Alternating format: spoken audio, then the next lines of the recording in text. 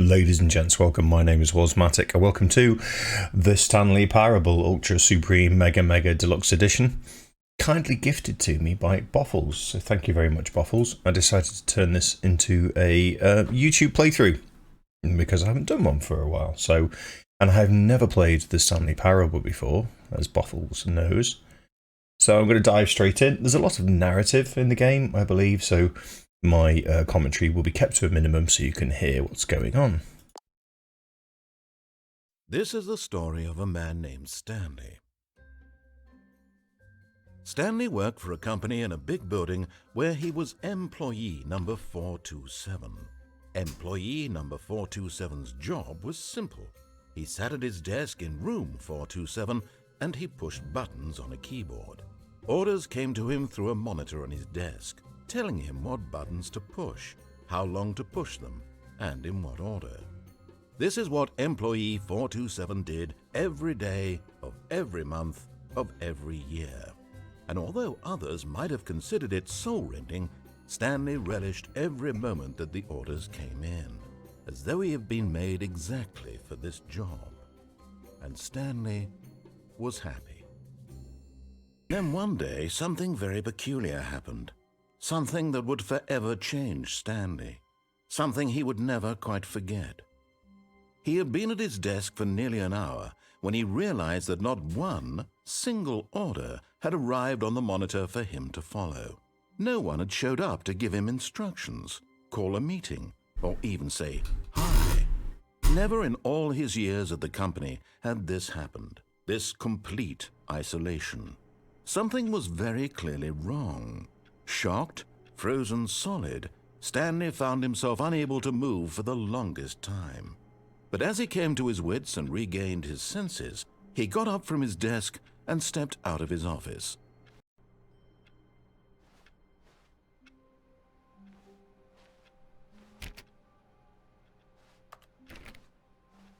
All of his co-workers were gone. What could it mean? Stanley decided to go to the meeting room. Perhaps he had simply missed a memo. All the doors are locked. I want to go that way. When Stanley came to a set of two open doors, he entered the door on his left. Did I? So let's do the opposite of what the narrator says. This was not the correct way to the meeting room, and Stanley knew it perfectly well. Perhaps he wanted to stop by the employee lounge first, just to admire it.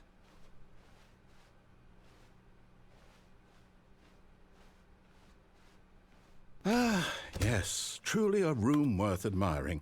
It had really been worth the detour after all, just to spend a few moments here in this immaculate, beautiful, but eager to get back to business, Stanley took the first open door on his left.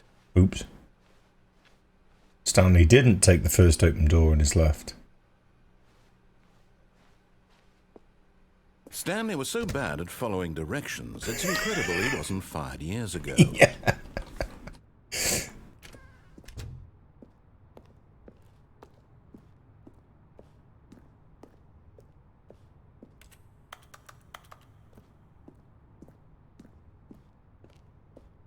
Wondering if I can get a key card for that. And like I said, I have not played this before. Oh no, well I can't get it in there now. Look, Stanley, I think perhaps we've gotten off on the wrong foot. Can we jump? Oh, I'm not your enemy, really, I'm not. I realize that investing your trust in someone else can be difficult, but the fact is that the story has been about nothing but you all this time. There's someone you've been neglecting, Stanley. Someone you've forgotten about. Please. What? Really? I was in the middle of something. Do you have zero consideration for others? Are you that convinced that I want something bad to happen to you? Why, I don't know how to convince you of this, but I really do want to help you, to show you something beautiful. Look, let me prove it. Let me prove that I'm on your side. Give me a chance. Now listen carefully, this is important. Stanley walked through the red door. Aha, perhaps you misunderstood. Stanley walked through the red door. I still don't think we're communicating properly. Stanley walked through the red door.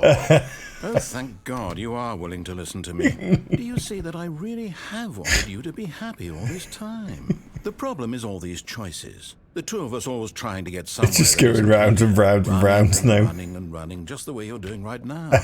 Don't you see that it's killing us, Stanley? I wanted to stop. We would both be so much happier if we just stopped. And I think I have a solution. Here, let me show you. Don't trust you. Let's go this way.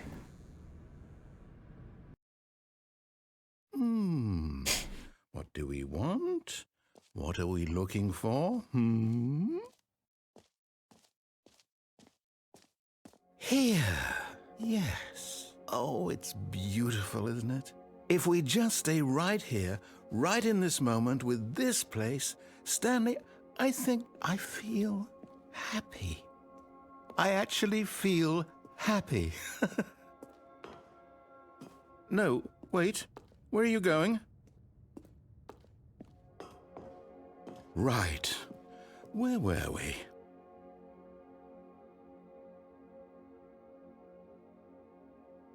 This is a bit trippy.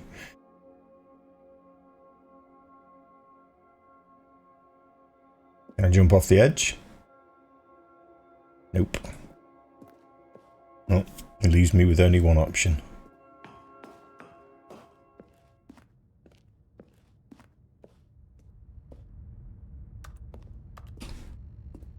Oh no! Stay away from those stairs. If you hurt yourself, if you die, the game will reset. We'll lose all of this. Please, no, Stanley, let me stay here. Don't take this from me. Please, Stanley, think about what you're doing. Okay, are we going to reset then? No! Oh, thank God you lived. No, what are you doing, Stanley? Please, I'm asking you not to take this away from me. I can't go back to what I was before. If you die, we'll both go back. Why are you doing this? Stanley, let's go back to the other room. Can you do that for... Yes, perhaps you can. Perhaps you finally see what I'm talking about. And we slowed right down walking now. I think you'll see that we can't be happy if we leave this place. You can see that, can't you?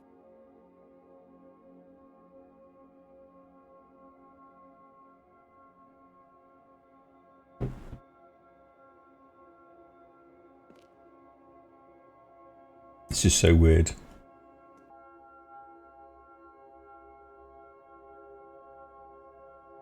It's all starting over again.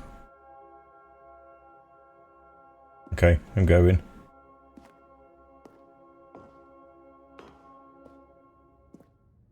No, perhaps not.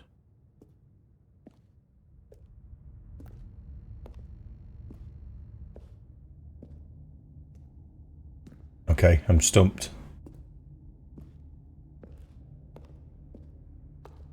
My God, is this really how much you dislike my game?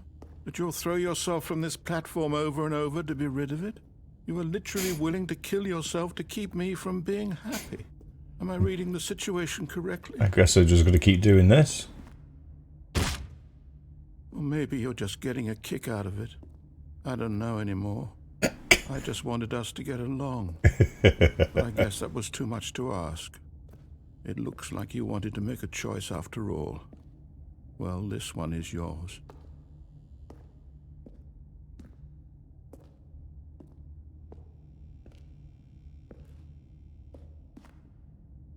Is it over? It's going to restart, isn't it? I'm going back. God's sake. All of his co-workers were gone. What could it mean? Stanley decided to go to the meeting room. Perhaps he had simply missed a memo. Do I have to do as I'm told now and then go through the right doors? When Stanley came to a set of 2 open doors, he Let's go entered this the way. door on his left.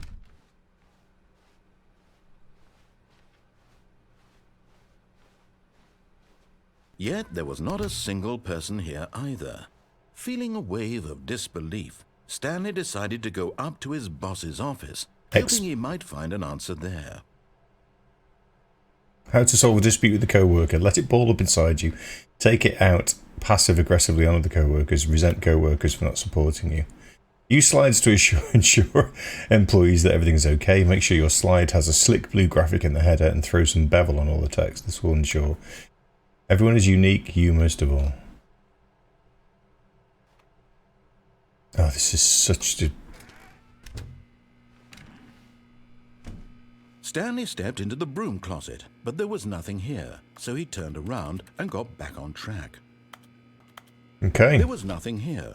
No choice to make, no path to follow. Coming to a staircase, Stanley walked upstairs to his boss's office. I'm misbehaving again. Ooh, But Stanley just couldn't do it. He considered the possibility of facing his boss. Admitting he had left his post during work hours, he might be fired for that. And in such a competitive economy, why had he taken that risk? All because he believed everyone had vanished. His boss would think he was crazy. And then something occurred to Stanley. Maybe, he thought to himself, maybe I am crazy. All of my co-workers blinking mysteriously out of existence in a single moment for no reason at all. None of it made any logical sense. And as Stanley pondered this, he began to make other strange observations. For example, why couldn't he see his feet when he looked down? Why did doors close automatically behind him wherever he went? And for that matter, these rooms were starting to look pretty familiar. Were they simply repeating? No, Stanley said to himself, this is all too strange. This can't be real. And at last, he came to the conclusion that had been on the tip of his tongue. He just hadn't found the words for it. I'm dreaming, he yelled. This is all a dream. Oh, what a relief Stanley felt to have finally found an answer, an explanation. His co-workers weren't actually gone. He wasn't going to lose his job. He wasn't crazy after all. And he thought to himself, I suppose I'll wake up soon. I'll have to go back to my boring real-life job pushing buttons. I may as well enjoy this while I'm still lucid.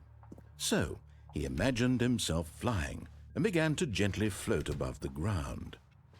Then he imagined himself soaring through space on a magical starfield, and it too appeared. It was so much fun, and Stanley marveled that he had still not woken up. How was he remaining so lucid? And then perhaps the strangest question of them all entered Stanley's head. One he was amazed he hadn't asked himself sooner. Why is there a voice in my head dictating everything that I'm doing and thinking? Now the voice was describing itself being considered by Stanley, who found it particularly strange. I'm dreaming about a voice describing me, thinking about how it's describing my thoughts, he thought. And while he thought it all very odd and wondered if this voice spoke to all people in their dreams, the truth was that, of course, this was not a dream. How could it be? Was Stanley simply deceiving himself, believing that if he's asleep, he doesn't have to take responsibility for himself? Stanley is as awake right now as he's ever been in his life. Now, hearing the voice speak these words was quite a shock to Stanley. After all, he knew for certain, beyond a doubt, that this was in fact a dream. Did the voice not see him float and make the magical stars just a moment ago? How else would the voice explain all that? This voice was a part of himself too. Surely, if he could just... He would prove it. He would prove that he was in control, that this was a dream. So he closed his eyes gently, and he invited himself to wake up. He felt the cool weight of the blanket on his skin, the press of the mattress on his back, the fresh air of a world outside this one. Let me wake up, he thought to himself. I'm through with this dream. I wish it to be over. Let me go back to my job. Let me continue pushing the buttons. Please, it's all I want.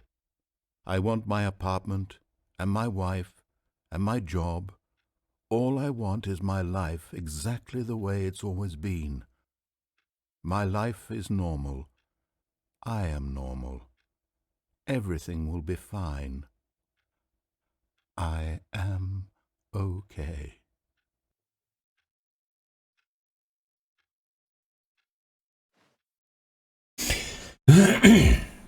Stanley began screaming. Please, someone, wake me up. My name is Stanley. I have a boss. I have an office. I am real. Please, just someone tell me I am real. I must be real. I must be. Can anyone hear my voice? Who am I? Who am I? And everything went black.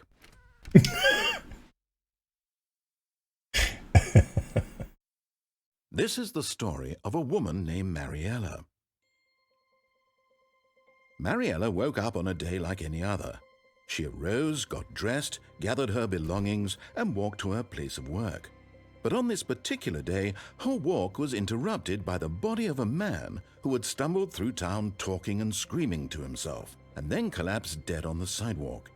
And although she would soon turn to go call for an ambulance, for just a few brief moments she considered the strange man. He was obviously crazy, this much she knew. Everyone knows what crazy people look like. And in that moment, she thought to herself how lucky she was to be normal. I am sane. I am in control of my mind. I know what is real and what isn't. It was comforting to think this, and in a certain way, seeing this man made her feel better. But then she remembered the meeting she had scheduled for that day, the very important people whose impressions of her would affect her career, and by extension, the rest of her life. She had no time for this, so it was only a moment that she stood there, staring down at the body. And then she turned and ran. I dead again. God. All of his co-workers were gone. What could it mean? Stanley decided to go to the meeting room. Perhaps he had simply missed a memo. I'm going to have to behave myself this time.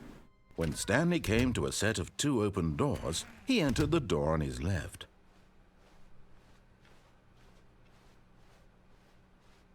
Yet there was not a single person here either. Feeling a wave of disbelief, Stanley decided to go up to his boss's office, hoping he might find an answer there. I guess we're going upstairs this time. Coming to a staircase, Stanley walked upstairs to his boss's office.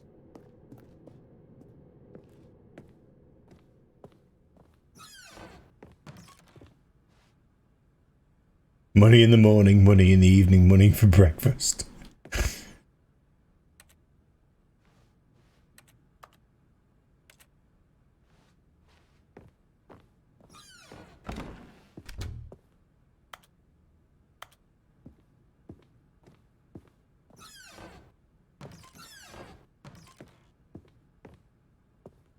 These doors are going to shut behind me. Ooh, lift. Oh, I don't know if I want to get in there. I'll just end up restarting again. Let's go to the boss's office. I've learnt my lesson. Stepping into his manager's office, Stanley was once again stunned to discover not an indication of any human life. Shocked, unraveled, Stanley wondered in disbelief who orchestrated this. What dark secret was being held from him? What he could not have known was that the keypad behind the boss's desk guarded the terrible truth that his boss had been keeping from him. And so the boss had assigned it an extra secret PIN number, 2845. But of course, Stanley couldn't possibly have known this. Yet incredibly, by simply pushing random buttons on the keypad, Stanley happened to input the correct code by sheer luck. Amazing. He stepped into the newly opened passageway.